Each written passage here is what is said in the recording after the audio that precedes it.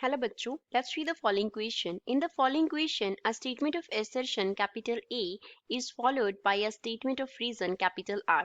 Question में A assertion दिया है, उसका reason R दिया है. हमें 1 से 4 तक options select करने हैं.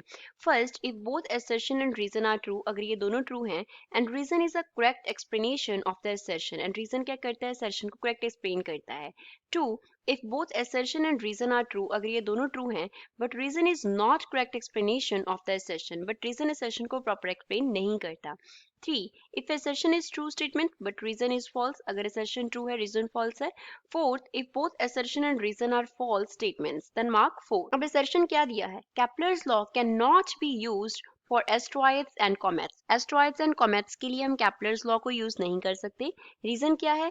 Asteroids and comets do not revolve around the sun under its gravitational force.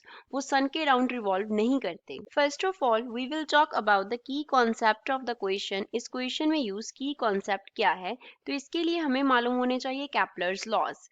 Kepler's laws of planetary motion.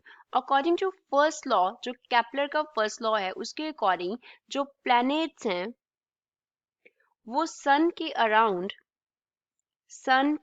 around elliptical orbits में move करते हैं. Elliptical orbits में क्या करते हैं? Move करते हैं. Second law के according जो planets हैं वो sun के around equal time में equal area sweep out करते हैं. Equal time में equal area स्वीप आउट करते हैं. दैट मीन्स उनका जो एरियल वेलोसिटी है वो क्या होता है? कांस्टेंट होता है.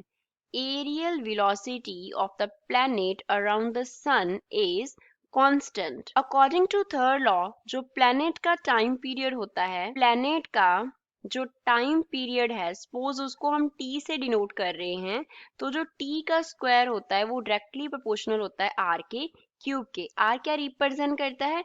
R here is radius. R radius को रिप्रेजेंट करता है. अब हम बात करते हैं एसर्शन की. एसर्शन में बोला है कि जो कैप्लर्स लॉज हैं उनको हम अप्लाई नहीं कर सकते कॉमेट्स के लिए. Kepler's laws can not be applied. कहाँ पे हम अप्लाई नहीं कर सकते? कॉमेट्स पे एंड एस्ट्रॉइड्स पे. एंड एस्ट्रॉइड्स पे. तो कॉमेट्स एंड एस्ट्रॉइड्स जो हैं वो नीदर तो वो सन के अराउंड क्या नहीं करते? रिवॉल्व नहीं करते. तो फर्स्ट लॉ भी वहां पे क्या नहीं होगा? वैलिड नहीं होगा, क्योंकि सन के अराउंड रिवॉल्व नहीं करेंगे तो उनका इलिप्टिकल ऑर्बिट नहीं होगा. अगर रिवॉल्व नहीं करते तो वो इक्वल एरिया इक्वल टाइम में स्वीप अप नहीं करेंगे. प्लैनेट का टाइम पीरियड नहीं होगा, क्योंकि अगर उसको ऑर्बिट नहीं होगा तो उसका जो रिवॉल्व का करने का टाइम है वो टाइम पीरियड हम नहीं निकाल सकते.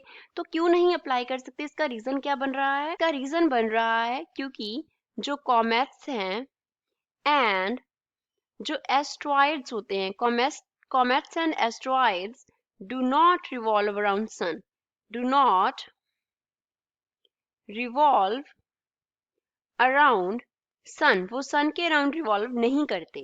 तो इस सेशन में यही बोला था कि कैप्लर्स लॉ हम उसके लिए यूज नहीं कर सकते एस्ट्रॉइड्स एंड कॉमेट्स के लिए. So this is true. क्यों नहीं कर सकते? क्योंकि कॉमेट्स जो हैं वो सन के अराउंड उसके ग्रेविटेशनल फील्ड में रिवॉल्व नहीं करते.